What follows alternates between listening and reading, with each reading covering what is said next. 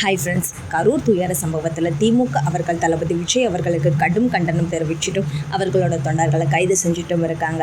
தளபதி விஜய் அவர்களுக்கு பாஜக மேலிடம் ஆதரவு கிடைச்சிட்டும் இருக்கு. 2026 தேர்தலில் டிவிகே டிஎம்கே மோதல் நாளுக்கு நாள் தீவிரம் அடைஞ்சிட்டே வருதுன்னு தாங்க சொல்லணும்.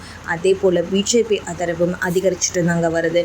தாவேகா பிஜேபி கொள்கை எதிரினும் டிஎம்கே அரசியல் எதிரினும் தளபதி விஜய் அவர்கள் ஆரம்பத்திலிருந்தே சொல்லிட்டு இருக்காரு. தாவேகா கட்சி எந்த ஒரு கூட்டணி இல்லை அப்படின்னு சொல்லியிருக்காரு. 234 தொகுதிகளையும் தளபதி விஜய் அவர்கள் தனித்து தான் போட்டியிடுவேன்னு சொல்லியிருக்காரு. ஆனால் கரூர் விவகாரத்தில் அதிரடி செயல்பாடுகளால் பிஜேபி கட்சி அமித்ஷா அவர்கள் விஜய்க்கு ஆதரவு தெரிவிக்கும் விதமாக அவரை நெருங்கிட்டு இருக்காரு. ஆனால் தளபதி விஜய் அவர்கள் ஸ்ட்ரிக்டாக பிஜேபியுடன் எந்த ஒரு தொடர்பும் இருக்கக்கூடாது எனவும் கூட்டணி அமைக்கக்கூடாது எனவும் தீர்மானமாக உள்ளாராம்.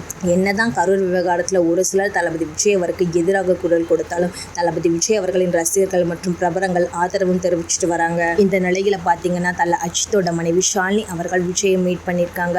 கரூர் சம்பவத்துக்கு பிறகு 2-3 நாட்களாக தளபதி விஜய் அவர்கள் வெளியே வருவது கிடையாது. அவரை பார்க்க அனுமதி இல்லை அப்படின்னு சொல்லிட்டாங்க.